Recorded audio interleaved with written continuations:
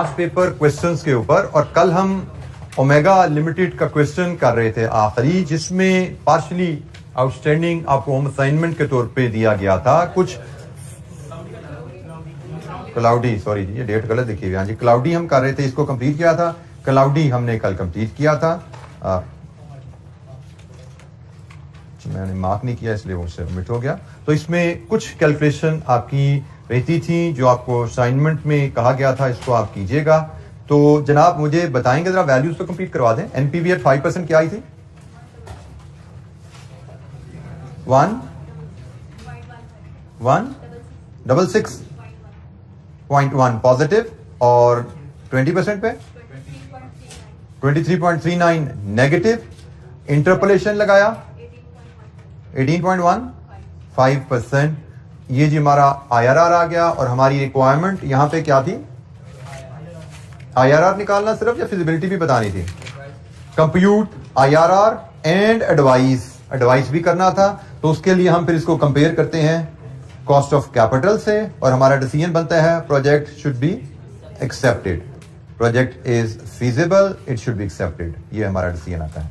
क्योंकि प्रोजेक्ट का rate of return cost of capital से ज्यादा है, तो प्रोजेक्ट शुड बी एक्सेप्टेड। सिर्फ आईआरआर की कैलकुलेशन नहीं है, कैलकुलेशन के साथ फिजिबिलिटी भी है। जी, किसी स्टूडेंट को कोई दिक्कत, कोई डिसएग्रीमेंट यहां पे?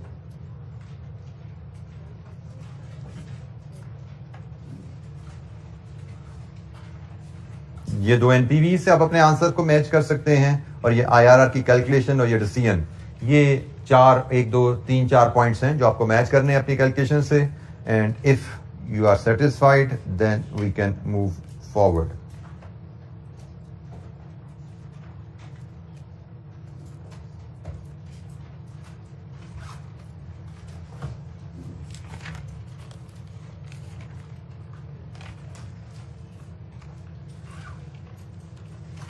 अच्छा जी, हम एक क्वेश्चन और देखते हैं, question number 7, modern transport limited.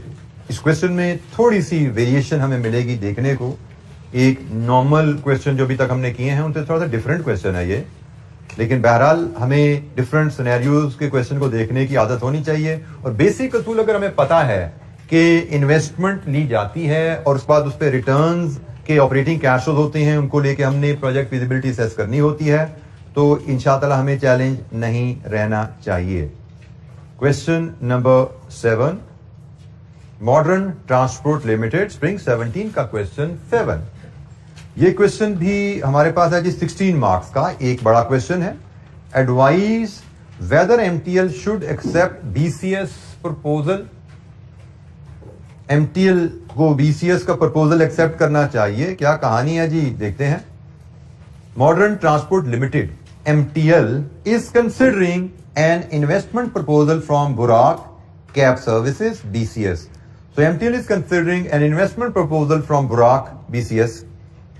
As per the proposal, MTL would provide branded cars to BCS under the following terms and condition. MTL ने गाड़ियां देनी है जी BCS को। क्या terms and condition है?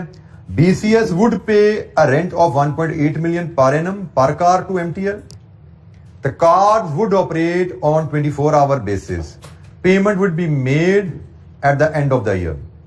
BCS एक कार का 1.8 मिलियन पर एनम रेंट पे करेगी, ये रेंट पे, और गाड़ी 24 घंटे चलेगी जी BCS के पास। MTL गाड़ी खरीदेगा, BCS को इस्तेमाल के लिए देगा। Cost of the drivers and maintenance cost of the car would initially be paid by BCS, but would be adjusted against car rentals payable to MTL at year end. Car का किराया साल के and पे जाता है, तो BCS ही driver की salary भी पे करता रहेगा सारा साल, और मेंटेनेंस भी गाड़ियों की करवाता रहेगा। और साल के एंड पे जब इसने ये किराया देना है ना, इसमें ये दो चीजें काट के दिया करेगा। साल के एंड पे ये पेमेंट काटेगा और पेमेंट कर देगा, ये कॉस्ट डिडक्ट करके। MTL would provide a smartphone to each driver, हर ड्राइवर को एक स्मार्टफोन दिया जाएगा एमटीएल की तरफ से। MTL has estimated the following cost for deployment of a car with BCS. MTL ने अपना जो अंदाजा लगाया चीजों का वो क्या है? परचेज प्राइस कार की 20 लाख है, useful life and residual value 4 साल एंड 0.75 मिलियन मतलब 7,50,000। कार रजिस्ट्रेशन फी 35,000 है, ये वन टाइम है कार की रजिस्ट्रेशन के वक्त। मोबाइल फोन पर सेट, हर ड्राइवर को मोबाइल फोन देने हैं 15,000 का है, to be charge in the year of purchase. मतलब ये पीएनएल है, इसको कैपिटलाइज नहीं करना, जब खरीदोगे पीएनएल को चार्ज हो जाएगा, कैपिटलाइज नहीं करना, ये कैपिटल आइटम नहीं लोगे इसको आप।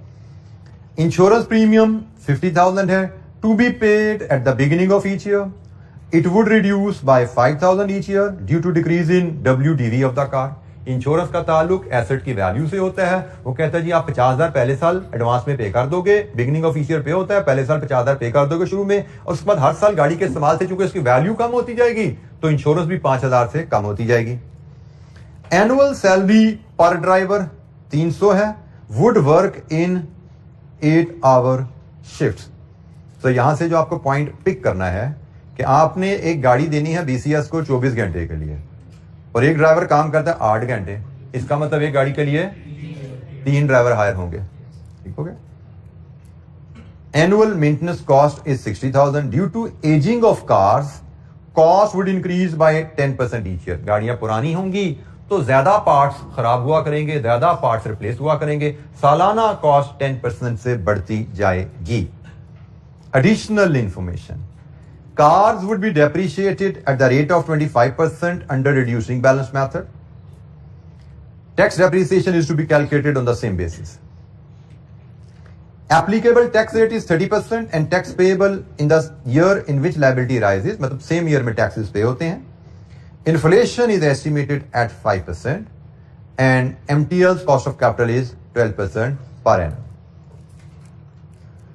Advise MTL whether MTL should accept BCS proposal or not. Rent भी बता दिया कितनी हमें सालाना आएगी और गाड़ी खरीदेंगे कितनी और गाड़ी के खरीदने के बाद उसके बाद फर्दर कॉस्ट कितनी है, सब कुछ हमें बता दिया है। तो हमें एवेल्युएट करना है क्या ये रेंटल प्रपोजल फीजिबल है MTL के लिए या नहीं। तो प्रॉपर इन्वेस्टमेंट फिजिबिलिटी है, गाड़ी खरीद के रेंट पे देना, रेंट पे देंगे तो रेंटल इनकम आएगी, रेंट पे देंगे तो उसके खर्चे भी होंगे। तो गाड़ी खरीदनी है, रेंट पे देनी है, ऑपरेटिंग कैश फ्लोज आ जाएंगे, उसी तरह में इनिशियल इन्वेस्टमेंट होगी, ऑपरेटिंग कैश फ्लोज होंगे, टैक्सेस होंगी, वही चीजें हैं जो हम करते हैं। बट फर्क क्या है, कोई चीज बना के बेच नहीं रहे, हम एक गाड़ी खरीद के किराए पे दे रहे हैं। इन्वेस्टमेंट्स भी है, ऑपरेटिंग कैश फ्लोज भी है, टैक्सेस भी है, वही 3 हेड्स हैं, उन्हीं 3 हेड्स में चीजों का मैनेज करेंगे। लेकिन क्वेश्चन में जब इन्फ्लेशन आ जाए, पहला फैसला, क्या हमें हर वैल्यू को इन्फ्लेट करने की जरूरत है? आंसर इज यस, क्योंकि कंपनी टैक्सेस पे कर रही है। तो जब कंपनी टैक्सेस पे करती है तो हम तमाम कैश फ्लोज को इन्फ्लेट करते हैं, दिस इज आवर गाइडलाइन। ठीक है जी। तो हम तमाम कैश फ्लोज को इन्फ्लेट करके उनको मनी कॉस्ट ऑफ कैपिटल, जो कि ये 12% हमें गिवन है, हम इस पे डिस्काउंट करेंगे। तो 4 साल प्रोजेक्ट की लाइफ है जी, 4 साल लाइफ है। तो हम कैश फ्लोज के लिए फॉर्मेट बनाते हैं 4 साल पे। क्वेश्चन नंबर 7, 4 साल लाइफ है, 0 से इन्वेस्टमेंट शुरू हो रही होगी गालबन, तो 0, 1, 2, 3 and 4.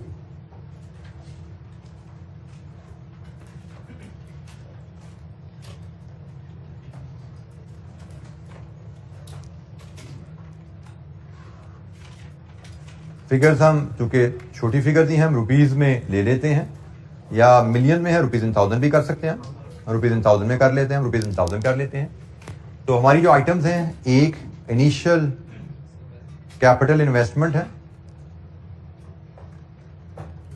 Then net operating cash flows हैं और टैक्सेशन है। हमारी कैश फ्लोज इन्हीं कैटेगरीज में क्लासिफाई होती हैं, या वो कैपिटल एसेट के कैश फ्लोज होंगे, या वो वर्किंग कैपिटल के कैश फ्लोज भी हो सकते हैं, और तीसरी आइटम होती है ऑपरेटिंग कैश फ्लोज। तो हमें इन्हीं 3 कैटेगरीज में कैश फ्लोज को क्लब करके चलना है। जैसे इस केस में कार को खरीदना और इसकी रजिस्ट्रेशन, ये दोनों कैपिटल कैश फ्लोज हैं, ऐसे ये। तो हमारी कैपिटल इन्वेस्टमेंट जो हमें नजर आ रही है वो 2 मिलियन की गाड़ी है और 35,000 उसके रजिस्ट्रेशन चार्जेस हैं। ये आपकी कैपिटल इन्वेस्टमेंट है, और इसी से रिलेटेड उसने हमें बताया हुआ है ये गाड़ी आप 4 साल बाद 750 की बेचोगे, तो ये रेजिडुअल वैल्यू भी उसकी ले ली हमने।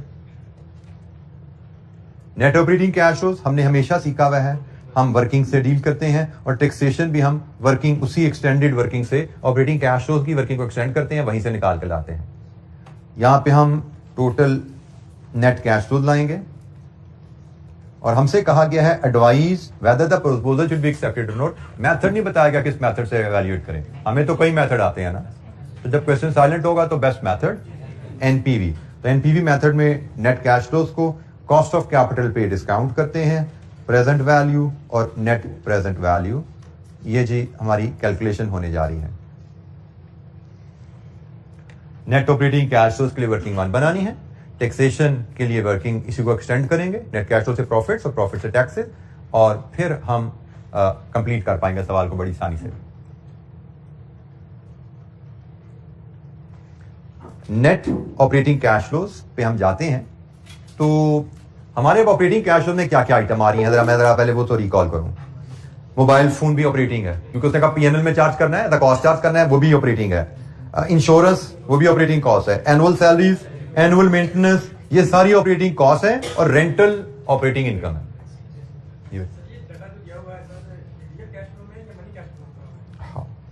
ये अच्छा सवाल बेटा आपने किया, आपके साथी ने कहा ये डाटा रियल कैश फ्लो में या मनी कैश फ्लो में, तो भाई क्वेश्चन जो कहेगा वैसा ही है ये डाटा। क्वेश्चन में उसने हमें रियल का टर्म कहीं यूज नहीं किया, क्वेश्चन में उसने कहीं भी रियल का टर्म यूज नहीं किया। उसने हमें कहा है कि BCS वुड पे rent of 1.8 million per annum पर कार। क्वेश्चन इस मामले में साइलेंट है कि रेंट ये रियल है या मनी है। जब क्वेश्चन कहे ना ये डाटा रियल है तो वो रियल है। सर आपने कहा कि 5% इन्फ्लेशन है तो ये कैश में इन्फ्लेट करने पड़ेंगे। जी इन्फ्लेट करने पड़ेंगे जी बेटा, मैं इसी पे आ रहा था। अगर तो वो कहे ना ये 1.8 मिलियन रियल है, अगर कहे 1.8 मिलियन रियल है तो ईयर 1 का रेंटल होगा 1.8 मिलियन इंटू 1.05, ये ईयर 1 का रेंटल होगा। लेकिन क्या उसने में बताया ये 1.8 रियल है? नहीं, ये रेंटल पे भी चीज एप्लीकेबल है, ये चीज कॉस्ट पे भी एप्लीकेबल है। सैलरीज क्या उसने बताया ये सैलरी रियल है? नहीं बताया। अगर तो वो कहता रियल है तो हम पहले साल की कॉस्ट पे ही, पहले साल की इनकम पे इन्फ्लेशन लगा देते। जब वो नहीं बताता तो हम फिर पहले साल पे इन्फ्लेशन नहीं लगाते, आगे से इन्फ्लेशन लगानी शुरू करेंगे ईयर 2 में। फिर ईयर 2 में जो वैल्यू आएगी, ईयर 2 की जो वैल्यू होगी वो होगी आपकी 18 लाख इंटू 1.05। ईयर 1 की वैल्यू 18 लाख की समझी जाएगी, क्योंकि उसने हमें ये नहीं बताया ये रियल है। जब उसने ये कहा हमें ये नहीं बताया ये रियल है तो हम इसको समझते हैं ये ईयर 1 की वैल्यू है। ठीक है, रियल वैल्यू वो बताएगा तो ही हम उसको रियल लेते हैं। अगर वो रियल वैल्यू नहीं बता रहा तो हम उसको ईयर 1 की वैल्यू लेंगे। आगे तो इन्फ्लेशन डलनी ही डलनी है, इन्फ्लेशन तो आनी है, लेकिन कहां से शुरू होनी है? अगर रियल वैल्यू है तो 1 से ही शुरू हो जाती है, अगर रियल वैल्यू नहीं है तो इसका मतलब वो ईयर 1 की वैल्यू समझी जाएगी, इन्फ्लेशन फिर अगले साल से शुरू होगी। जी, तो ये जनाब हमने ये भी इस चीज को क्लियर कर लिया। अब हम ऑपरेटिंग कैश फ्लोज की तरफ आते हैं, अब हम ऑपरेटिंग कैश फ्लोज की तरफ आते हैं और वर्किंग 1। यहां पे वैसे तो हमारा कारोबार चलना है 4 साल, 1 से लेके 4 तक जाते हैं 4 साल, लेकिन हम देख रहे हैं कुछ कॉस्ट हमारी एडवांस में पे होनी है। जैसे इंश्योरेंस तो नजर आ रहा है एडवांस में जा रही है, तो इसका मतलब बेशक कारोबार 4 साल चलना है, लेकिन कारोबार के खर्चों की पेमेंटें 0 से ही शुरू होने वाली हैं। ऐसा ही है, तो खर्चों की पेमेंटें हमारी 0 से ही शुरू होने वाली हैं। तो हम पहले लिस्ट आइटम्स की बनाएं। तो जैसे भी मैंने डिस्कशन करते हुए आपसे शेयर किया, एक तो रेंटल इनकम है, फिर एक मोबाइल फोन्स हैं, फिर इंश्योरेंस है, सैलरीज हैं, मेंटेनेंस है,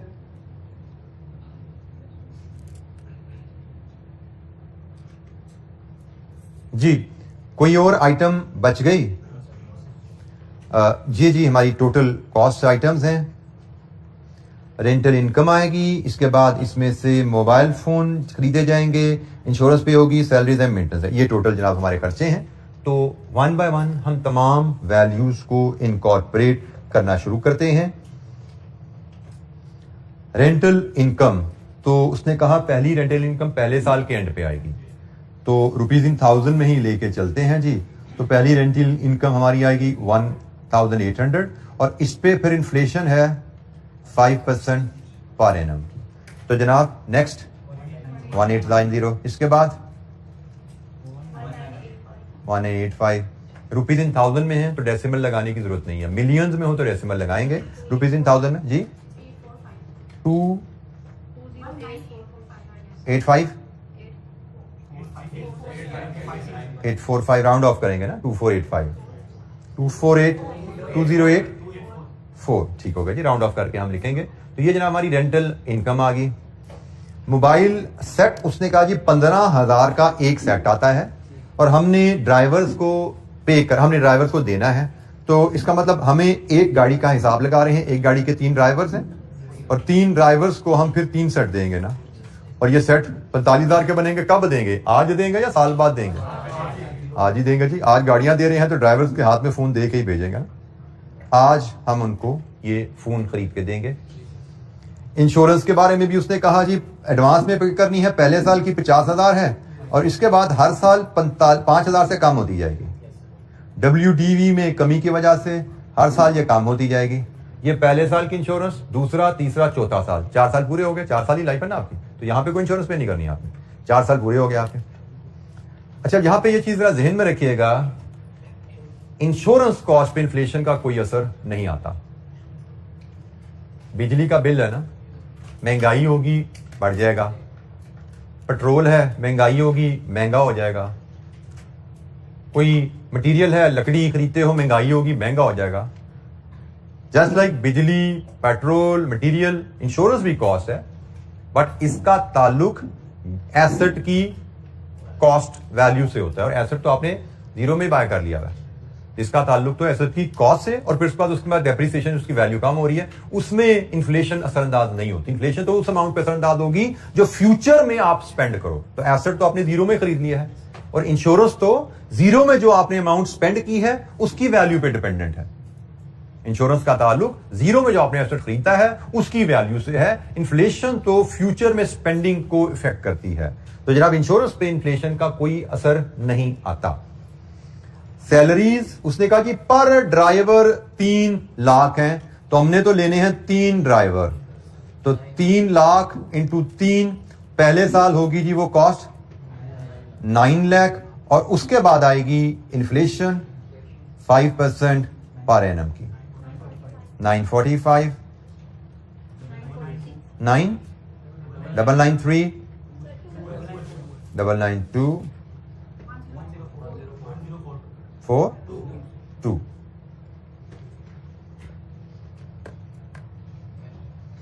जी एनी क्वेश्चन, कोई सवाल? अब आ जाइए मेंटेनेंस कॉस्ट पे। हमें कहा गया जी मेंटेनेंस कॉस्ट पहले साल होगी 60,000, इसके बाद इसमें 10% इजाफा आएगा एजिंग की वजह से। एजिंग का मतलब गाड़ी के पार्ट्स की एक्सपायरी बढ़नी शुरू हो जाएगी, मोर पार्ट्स विल रिक्वायर रिप्लेसमेंट। तो 10% तो इजाफा एजिंग की वजह से आना है, 5% इन्फ्लेशन की वजह से भी तो आएगा। अगर एजिंग ना भी होती तो 60,000 से 5% ने तो कॉस्ट ने बढ़ना ही था ना, तो एजिंग की वजह से 10% मजीद बढ़ेगी।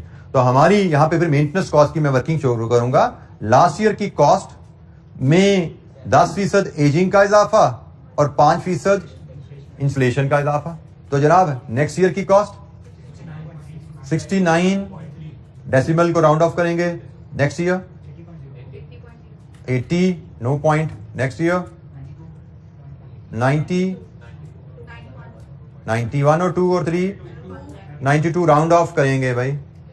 लीजिए जी, ये हमारे operating cash flow with timing, कब हमारी जेब से पैसा कितना जा रहा है, कब हमारी जेब में पैसा कितना आ रहा है।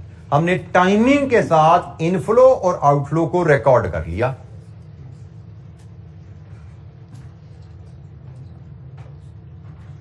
अच्छा, यहां पे अब हम एक टोटल ले लेते हैं।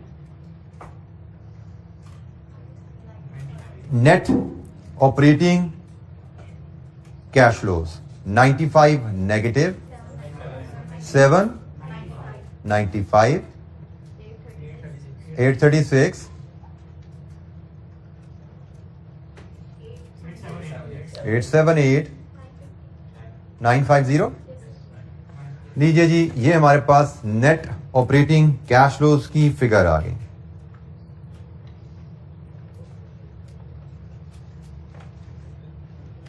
Net operating cash flows, rental income है, मोबाइल फोन्स हैं, इंश्योरेंस है, सैलरीज है, मेंटेनेंस है, कब कितनी कैश इनफ्लो और आउटफ्लो की वैल्यू है, हमने टाइम के मुताबिक टाइमलाइन के हिसाब से उसको प्लेस कर लिया। एंड और इंटरवल्स पे 0 से लेके 4 तक की वैल्यूज हैं।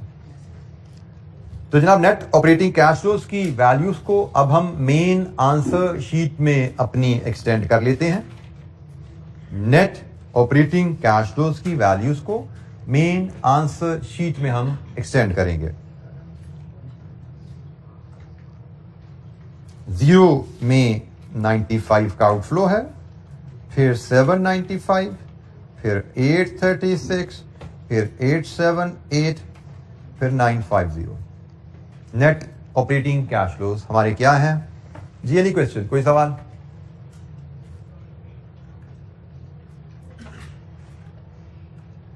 अब इसी वर्किंग को हम एक्सटेंड करते हैं, जो हमने चीज सीखी हुई है कि हम इसी में से लेस कर देंगे टैक्स डेप्रिसिएशन।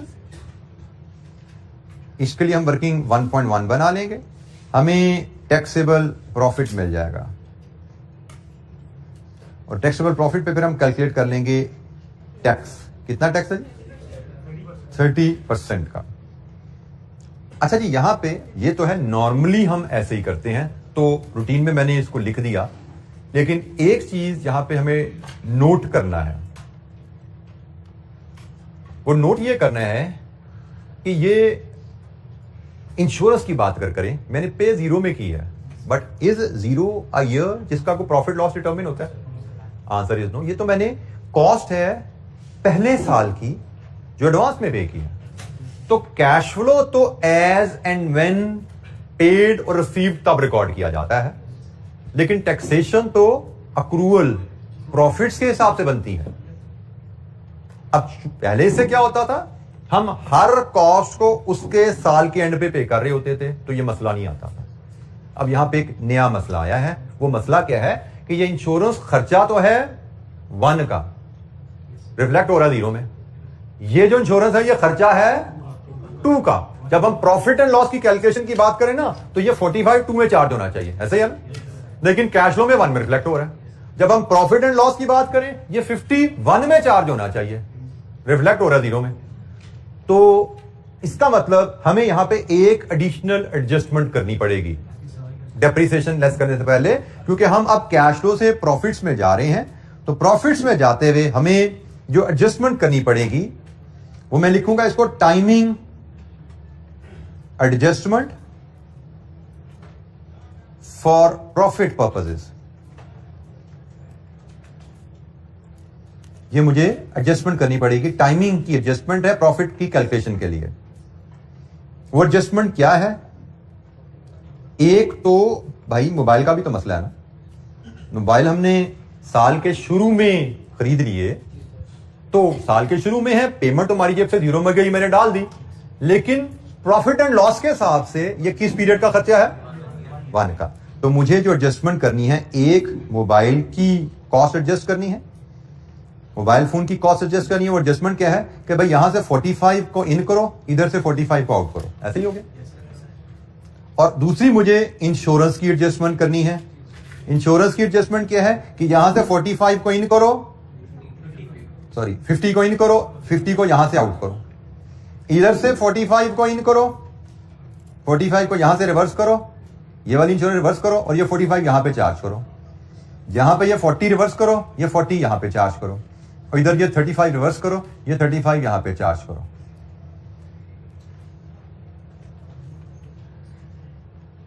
ये हमारी टाइमिंग की एडजस्टमेंट हमें करनी पड़ रही है यहां पे। इसमें ये इंश्योरेंस की एडजस्टमेंट है। मोबाइल की तो एक एडजस्टमेंट थी, 45,000 की हमने पेमेंट 0 में की है। तो कैश फ्लो के पॉइंट ऑफ व्यू से तो ये चीज ठीक है, कैश फ्लो तो हमारे ये ठीक है। लेकिन जब हम प्रॉफिट की बात करते हैं तो वहां पे अक्रूवल का कॉन्सेप्ट आता है। ये पेमेंट जरूर 0 में हुई है, बट ये खर्चा पहले साल का है। तो हमने इनको 45 को भी इधर से रिवर्स किया, profit and loss profit purposes के लिए उसको 1 में शिफ्ट किया। इंश्योरेंस को भी इधर से रिवर्स किया, इसको 1 में शिफ्ट कर दिया क्योंकि इंश्योरेंस पहले साल का खर्चा है। इसी तरह हमने दूसरे साल की इंश्योरेंस को इधर से रिवर्स किया दूसरे साल में, ये यहां से ये इधर से रिवर्स किया, इसको इधर शिफ्ट किया, 40 को यहां से रिवर्स किया, इधर शिफ्ट किया, 35 को इधर से रिवर्स किया, इधर शिफ्ट किया। हमारी इंश्योरेंस कॉस्ट आप देख सकते हैं आप, ये पहले साल का खर्चा, ये दूसरे साल का खर्चा, ये तीसरे साल का खर्चा, सॉरी ये तीसरे साल का खर्चा, ये चौथे साल का खर्चा। ये 4 इंश्योरेंस कॉस्ट हैं जो अक्रूवल के हिसाब से नजर आ रही हैं। प्रॉफिट एंड लॉस पर्पजेस के लिए हमने इनको एडजस्टमेंट की। ये एक एडजस्टमेंट भी पास्ट पेपर में हमें शायद एक ही दफा नजर आई भी है, but we should be prepared कि कैश फ्लोज जब बनाने हैं तो कैश फ्लो की टाइमिंग चाहिए, जब टैक्सेशन पे जाना है तो फिर तो प्रॉफिट एंड लॉस अक्रूवल का कॉन्सेप्ट है। जैसे इंश्योरेंस पे हमने जरूर 0 में पे की हमने, लेकिन ये खर्चा तो 1 का है, तो भाई कैश फ्लो के लिए तो ये ठीक है 0 में आ गई, कब कितना पैसा जेब से क्या डाल दो। लेकिन जब टैक्सेशन पे जाना है तो भाई ये जो 0 में हमने पे जरूर की है, लेकिन ये खर्चा 0 में नहीं, खर्चा प्रॉफिट के लिए ये 1 का खर्चा, तो यहां से रिवर्स किया, इधर डाल दिया, इसको भी यहां से रिवर्स करके इधर डाल दिया, एंड सो ऑन। अब बाकी डेप्रिसिएशन ले आते हैं। अब हम डेप्रिसिएशन ले आते हैं और डेप्रिसिएशन के बाद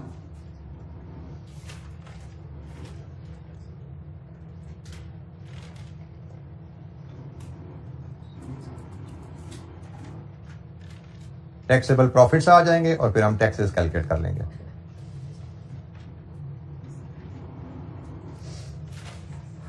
जी, किसी स्टूडेंट के ध्यान में यहां पे कोई क्वेश्चन, कोई चीज समझ नहीं आई, पूछिए।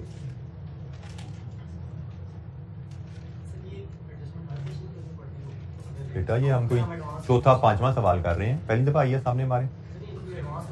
जी बिल्कुल, वही चीज मैंने बताई। अगर आप कोई कॉस्ट एडवांस में पे करते हैं, अगर कोई कॉस्ट आप एडवांस में पे कर रहे हैं तो एडवांस का मतलब साल के शुरू में, तो पहले साल की कॉस्ट 0 में पे हो जाएगी। तो कैश फ्लो के लिहाज से तो वो ऐसे ही आनी है, ऑपरेटिंग कैश फ्लो तो यही है टाइमिंग के साथ है। लेकिन जब हम टैक्सेशन कैलकुलेट करनी है हमें, तो टैक्सेशन में तुम्हें प्रॉफिट कैलकुलेट करना है। तो कॉस्ट बेशक पे 0 में हुई है तो वो पहले साल की, तो 0 में से उसको रिवर्स करते हैं, इधर पे किया था इधर रिवर्स करो, उसको 1 में जिस साल की वहां चार्ज करो। जहां पे भी कॉस्ट आप एडवांस में कोई पे कर रहे होगे, टैक्स की कैलकुलेशन के लिए ये एडजस्टमेंट आपको करनी पड़ेगी। एडवांस कॉस्ट को आपको इस तरह एडजस्ट करना पड़ेगा। यहां पे हमारी 2 कॉस्ट हैं जो हमने एडवांस में पे की थी, एक मोबाइल की थी, एक इंश्योरेंस की थी। इन दोनों को हमें एडजस्ट करना पड़ा टैक्स पर्पसेस के लिए।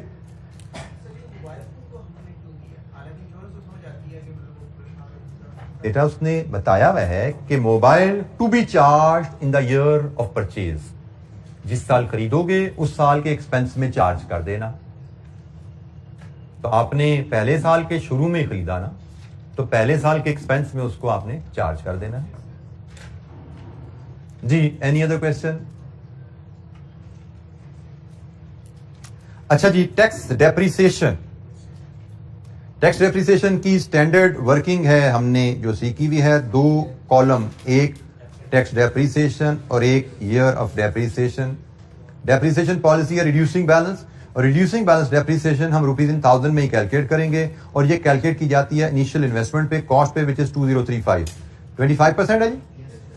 तो पहली डेप्रिसिएशन 509, ये 1 2 3 4 में बैलेंसिंग डेप्रिसिएशन आती है, और टोटल डेप्रिसिएशन जो हमारी यहां पे होती है इट इज 2035 माइनस 750। कितनी है टोटल डेप्रिसिएशन? 1285। लीजिए जी, अब हम टेबल कंप्लीट करते हैं। नेक्स्ट डेप्रिसिएशन 509 का 75%, 382 का 75%, 286। Now is the balancing depreciation 1285 total है, जो 4 साल में हम चार्ज कर सकते हैं। 3 सालों में जो चार्ज कर दी माइनस कर दीजिए, 108। लीजिए जी, ये हमारे 4 साल की डेप्रिसिएशन आ गई। एक डेप्रिसिएशन शेड्यूल हमने कल के क्वेश्चन में बनाया था, जिसमें रेजिडुअल वैल्यू गिवन नहीं थी। बेसिकली 3 तरह की डेप्रिसिएशन हमें आ जाती हैं। एक वो कहता है स्ट्रेट लाइन डेप्रिसिएशन, तो वो तो cost minus residual value divide with life, simple काम। दूसरा वो कहता है रेजिडुअल वैल्यू दे के रिड्यूसिंग बैलेंस डेप्रिसिएशन, वो ये शेड्यूल बन गया। तीसरा शेड्यूल हमने कल देखा था जहां पे वो रेजिडुअल वैल्यू नहीं देता, वो कहते जी रेजिडुअल वैल्यू कैरिंग वैल्यू के बराबर होगी। तीसरा वो शेड्यूल था। तो 3 तरह के डेप्रिसिएशन की वर्किंग आपको आ सकती है। हम डिफरेंट क्वेश्चन में इन तीनों से डील कर चुके हैं। आगे मजीद क्वेश्चन करेंगे, कोई ना कोई रिवीजन भी इनकी होती रहेगी। हमने इलस्ट्रेशन में स्ट्रेट लाइन डेप्रिसिएशन से डील करना सीखा हुआ है। हमने इससे पहले भी इस तरह के शेड्यूल कितनी इलस्ट्रेशन में सवालों में देखे हुए हैं। कैरिंग वैल्यू वाला शेड्यूल खाली शायद हमने पहला बनाया था, किससे पहले भी किया हुआ, पहले भी किया हुआ, पहले वो भी पहले किया हुआ, बिल्कुल। कैरिंग वैल्यू के वाला शेड्यूल भी हमने पहले भी किया हुआ था, कल भी हमने किया। तो रिपीटेड एक्सरसाइजेस हम कर रहे हैं, बट सिर्फ समराइज करने के लिए मैंने आपको बताया, आपको 3 तरह से डेप्रिसिएशन की कैलकुलेशन हमें आती है, जिसपे हम रिपीटेड एक्टिविटीज हम कर चुके हैं। हर टाइप ऑफ डेप्रिसिएशन की कैलकुलेशन की हम 1 से ज्यादा दफा एक्टिविटीज कर चुके हैं। जी एनी क्वेश्चन, कोई सवाल? सॉरी जी, registration cost it's a capital cost, it's a capital cost. Directly attributable कहें या ना कहें, लेकिन it's a capital cost. Accounting में हमने पढ़ा हुआ है कि आप जो एक एसेट खरीदते हो, उसको एसेट को यूजेबल बनाने तक जो उस पर खर्चे होते हैं वो आपकी उसकी कॉस्ट के हिस्से होते हैं। तो फॉर एग्जांपल आपने कोई एसेट खरीदा, उस पर आपने ड्यूटीज पे की, उस पर आपने ट्रांसपोर्टेशन इनवर्ट पे की, उसमें कोई प्लांट है आपने उस पर इंस्टॉलेशन चार्जेस पे किए, इंजीनियर्स को फीसें दी, वो सारी उसकी कैपिटल कॉस्ट में ऐड होते हैं। इसमें भी वही बात है, ये लीगल लाइसेंस की रिक्वायरमेंट है, कार रजिस्ट्रेशन है, ये भी वन ऑफ कार खरीदने की लिए जरूरी है, इसकी रजिस्ट्रेशन करवाई जाए, 35,000 पे किया जाए, तो ये भी कैपिटल कॉस्ट का हिस्सा है। तो कैपिटल कॉस्ट की डेफिनेशन तो वही है जो हमने फाइनेंशियल अकाउंटिंग में भी सीखी भी है, उसी के तहत हमने यहाँ पे यूज किया, इसको कैपिटल में क्लासिफाई किया। रेवेन्यू होती तो हम पीएनएल में ले जाते इसको, जैसे मोबाइल उसने कहा रेवेन्यू है, उसको उधर ले जाओ, हम उधर ले गए। यहाँ पे इसके बारे में साइलेंट था तो हमारा नॉलेज बताता है ये कैपिटल कॉस्ट ही होती है।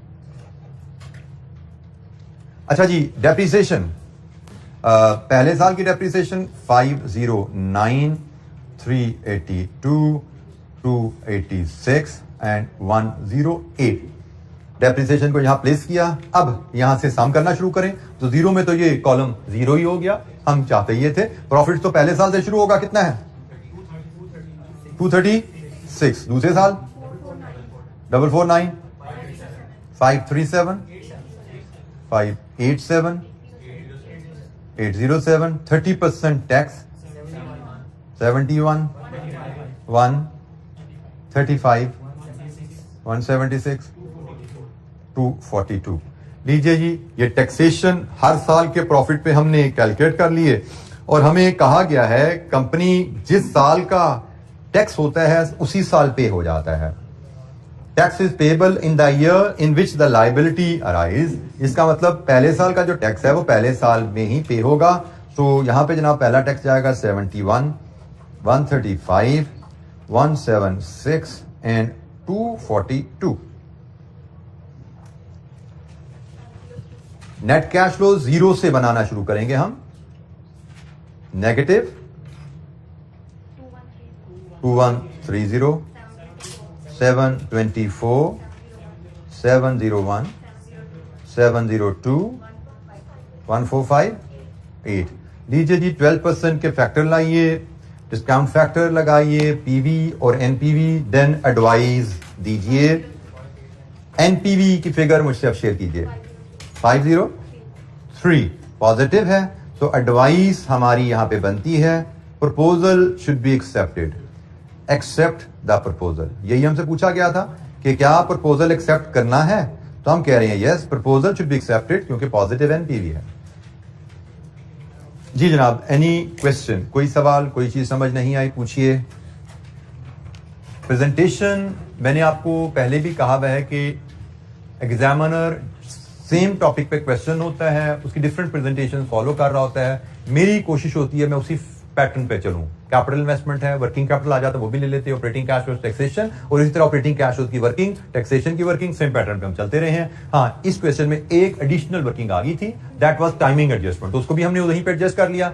एग्जामिनर हमें सेम टॉपिक का क्वेश्चन डिफरेंट पैटर्न पे करता नजर आता है, हमें उनको सीखने की जरूरत नहीं है।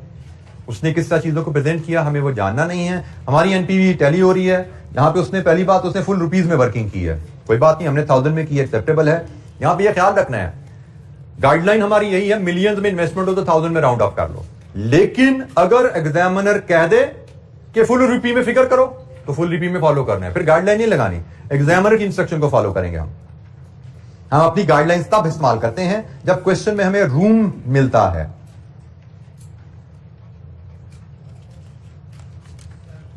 जी बेटा, जी बेटा, कहां से ये वर्किंग, इसको ना जी कोई सवाल? सर आपने कहा कि इंश्योरेंस का ताल्लुक एसेट की डब्ल्यूडीवी या कॉस्ट से होता है। डब्ल्यूडीवी भी तो कॉस्ट पे बेस होती है ना। तो आने वाले क्वेश्चनों में वो लिंक करवा सकते हैं कि insurance based on WDV of asset का 5% का कर भी सकता है। डब्ल्यूडीवी हम कैलकुलेट कर ही रहे हैं, हर साल की डब्ल्यूडीवी तो हम निकालते ही हैं, डेप्रिसिएशन शेड्यूल में निकाल ही सकते हैं, नहीं भी निकाल तो सकते हैं ना। वो आपको कह सकता है कि डब्ल्यूडीवी पे आपकी इंश्योरेंस बेस करेगी, 5% ऑफ डब्ल्यूडीवी है तो इंश्योरेंस कॉस्ट आप वहां से कैलकुलेट कर लें। ऐसा कभी उसने टेस्ट किया नहीं, ये तो कॉम्प्लेक्सिटी है, जितनी वो बढ़ाना चाहे बढ़ा दे। लेकिन मैं फिर वही कहता हूं कि अगर आप सवाल ध्यान से पढ़ रहे हो तो डब्ल्यूडीवी कैलकुलेट हम करते हैं डेप्रिसिएशन शेड्यूल में, या कर सकते हैं आसानी से। कॉस्ट माइनस डेप्रिसिएशन यही होती है ना डब्ल्यूडीवी। तो डब्ल्यूडीवी हम हर साल की कैलकुलेट कर सकते हैं, तो उस पर परसेंटेज लगा के इंश्योरेंस भी निकाल सकते हैं।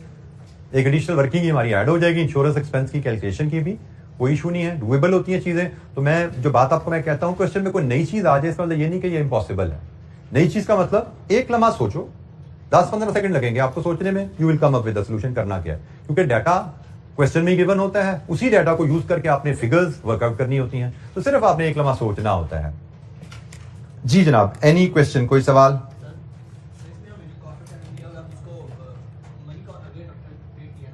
जी हमने क्वेश्चन में इस चैप्टर में कहीं शुरू में पढ़ा था कि अगर कॉस्ट ऑफ कैपिटल के बारे में वो बताएगा ये रियल है तो ही रियल समझेंगे, अदरवाइज हम उसको money cost of capital treat करते हैं। ये नोट्स में कहीं हमारे लिखा भी हुआ है, क्लास में हमने वॉइस भी किया था इसको।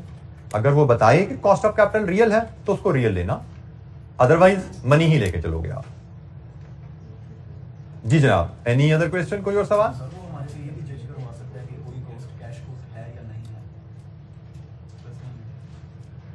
नॉर्मली हमें यह पता होना चाहिए डीसीएफ मेथड में हम कैश कॉस्ट लेते हैं, हम सिर्फ कैश कॉस्ट को डीसीएफ मेथड में कंसीडर करते हैं। नॉर्मली हमें नॉन कैश में सिर्फ एक ही कॉस्ट दी जाती है, वो डेप्रिसिएशन होती है। जैसे कल हमने सवाल में देखा था, उसने कहा जी कॉस्ट हमारी इतनी है, तो कॉस्ट है तो भाई कॉस्ट में तो डेप्रिसिएशन भी शामिल होती है क्योंकि डेप्रिसिएशन की वर्किंग गिवन थी। नॉर्मली हमें क्वेश्चन में सिर्फ डेप्रिसिएशन ही नॉन कैश कॉस्ट है जिससे डील करने को कहा जाता है। बट अगेन वो अगर अलहदा से हाईलाइट कर देगा भाई ये कोर कॉस्ट भी है जो नॉन कैश है, बता दे तो ठीक है, लेकिन कभी इवन बीएफडी में भी इसके अलावा नहीं आई। डेप्रिसिएशन के अलावा कोई नॉन कैश कॉस्ट हमें एग्जाम में टेस्ट नहीं की गई। लेकिन अगेन मैं फिर नहीं कहता कि कभी देगा भी नहीं, उसका दिल करे एग्जामिनर का हो सकता है दे भी दे, बट जो भी देगा बताएगा ये नॉन कैश है। तो हमें पता है जिसका डेप्रिसिएशन नॉन कैश है, हमने उसको अपनी कैश फ्लो में नहीं डाला, कोई और नॉन कैश होगी उसको भी निकाल देंगे, क्योंकि हम कैश फ्लो, कैश इनफ्लो और कैश आउटफ्लो को लेकर चल रहे हैं। नॉन कैश कॉस्ट हम अपनी वर्किंग में नहीं लाते, नॉर्मली डेप्रिसिएशन ही नॉन कैश कॉस्ट होती है। जी कोई और सवाल? अच्छा जी, अगला क्वेश्चन में शुरू करना है, लेकिन हमारे पास टाइम इतना नहीं है कि हम अगले क्वेश्चन पर जा सके, तो हम अभी हमारे पास टाइम है, हम उसको इसी तरह यूज कर सकते हैं। अगर पीछे से आपके जहन में कोई क्वेरी है किसी टॉपिक के ऊपर, कोई आपको सपोर्ट चाहिए, आप उसके बारे में क्वेश्चन करना चाहते हैं, तो हमारे पास अभी 8-10 मिनट है, हम उसको यूटिलाइज कर सकते हैं। कोई क्वेश्चन? जी बेटा मैंने टैक्सेशन नहीं, मैंने डेप्रिसिएशन की वर्किंग का कहा था, ठीक है। मैंने कहा था एक डेप्रिसिएशन का अंदाज ये है जिसमें उसने आपको रेजिडुअल वैल्यू दी होती है, उसने आपको रेजिडुअल वैल्यू दी होती है, तो रेजिडुअल वैल्यू दी हुई है तो शेड्यूल हम इस तरह बनाते हैं। दूसरा, हमने कल एक शेड्यूल देखा था जिसमें हमें रेजिडुअल वैल्यू गिवन नहीं थी, उसने हमें कहा था कि रेजिडुअल वैल्यू कैरिंग वैल्यू के बराबर है। तो हमने यहां पे क्या सीखा था? हमने सीखा था, लाइक मैं यहां पे अगर ये डेप्रिसिएशन शेड्यूल हम बना ही लें, हमारी कॉस्ट कितनी थी इधर? हमारी कॉस्ट यहां पे 450 मिलियन, तो 450 मिलियन हमारी कॉस्ट है और डेप्रिसिएशन थी 25%। तो जनाब पहली डेप्रिसिएशन 25% के हिसाब से 112.50, दूसरी डेप्रिसिएशन 112.50 का 75%, 84.38, तीसरी डेप्रिसिएशन 84.38 का 75%, 63.28। जब आपको रेजिडुअल वैल्यू नहीं गिवन, तो आप total depreciation, depreciable amount calculate नहीं कर सकते। आप आखिरी साल भी रिड्यूसिंग डेप्रिसिएशन ही कैलकुलेट करते हो। कितनी बनी? 47.46।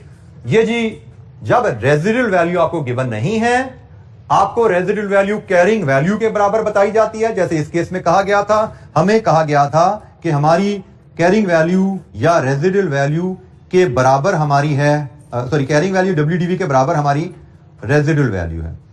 तो हमने फिर रेजिडुअल वैल्यू तक जाना है, उसके लिए हमने ये डेप्रिसिएशन कैलकुलेट की। कितनी डेप्रिसिएशन बन गई थी? 307.64। कॉस्ट हमारी 450 थी, यहां से हमें पता लगा हमारी WDV 142.36। यहां से हमने ये जो WDV है यही हमारी रेजिडुअल वैल्यू बनी, हमने इसको यहां पे फीड किया था 142.36। और डेप्रिसिएशन हमने जो कैलकुलेट की वो डेप्रिसिएशन हमारे पास यहां पे फीड होनी है। ये डेप्रिसिएशन है जी, यहां पे फीड होगी डेप्रिसिएशन की वैल्यू, ये वैल्यूज। ये दूसरा शेड्यूल है, ठीक है जी, कि अगर हमें रेजिडुअल वैल्यू गिवन ना हो तो फिर हम आखिरी साल भी रिड्यूसिंग डेप्रिसिएशन निकालते हैं, आखिरी साल भी रिड्यूसिंग डेप्रिसिएशन निकालते हैं और फिर WDV निकालते हैं जो कि हमारी रेजिडुअल वैल्यू इस केस में दी गई थी। और तीसरा केस स्ट्रेट लाइन का, वो तो स्ट्रेट फॉरवर्ड केस होता है, उसमें तो कोई दिक्कत नहीं जी। कोई और सवाल किसी बच्चे के ज़हन में? तो 3 तरह के डेप्रिसिएशन शेड्यूल हमें आ सकते हैं, straight line, reducing balance with residual value, reducing balance where residual value is equal to carrying value. ठीक हो गया? 3 शेड्यूल है जी। Any question? कोई और सवाल जी बेटा?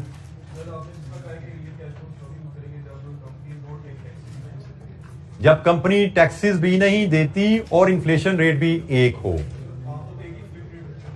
नहीं, हमने कल ही सवाल किया था, उसमें 2 इन्फ्लेशन रेट थे। प्राइस मतलब हमें कल एक सवाल किया था ना जिसमें कॉस्ट राइस का लहदा था, कॉस्ट का लहदा था। एक से ज्यादा इन्फ्लेशन रेट भी हो सकते हैं। टैक्सेशन पे नहीं करती लेकिन इन्फ्लेशन रेट से ज्यादा है तो भी मनी कैश में जाएंगे। इन्फ्लेशन रेट एक है, टैक्सेशन पे करती है तो भी मनी कैश में जाएंगे। लेकिन टैक्सेशन भी पे नहीं हो रही और इन्फ्लेशन रेट भी एक है, सिर्फ एक ही सूरत है रियल कैश में जाने की जी। Any other question? अच्छा जी, आज के लिए इतना ही। बाकी इंशाअल्लाह हम नेक्स्ट वीक मिलेंगे तो अपनी डिस्कशन को, क्वेश्चंस को कैरी करेंगे। अभी हमारे कुछ मजीद क्वेश्चन रहते हैं 3, तो मे बी एटलीस्ट 2 डेज हमें और चाहिए होंगे, जिसके बाद हम फिर नेक्स्ट चैप्टर पे इंशाअल्लाह मूव कर रहे होंगे। नेक्स्ट वीक में ही नेक्स्ट चैप्टर पे हमारी डिस्कशन स्टार्ट हो जाएगी इंशाअल्लाह। टेस्ट मुझे लगता है शायद बताया गया है कि नेक्स्ट वीक से होगा, इस वीक शायद नहीं। नेक्स्ट वीक असेसमेंट है आपकी, नेक्स्ट वीक असेसमेंट है, तो उस असेसमेंट में आपका जितना अब ये MFA पढ़ लिया हुआ है, ये टॉपिक हमारा पूरा हो चुका है तकरीबन। अब हम प्रैक्टिस क्वेश्चन ही कर रहे हैं, ठीक है। और आपका जो मैनेजरियल पोर्शन है वो भी आप जो पढ़ चुके हो, वो मिला के एक पेपर आपको असेसमेंट का नेक्स्ट वीक आएगा। नो टेस्ट दिस वीक, ठीक है। Thank you very much. अस्सलाम वालेकुम।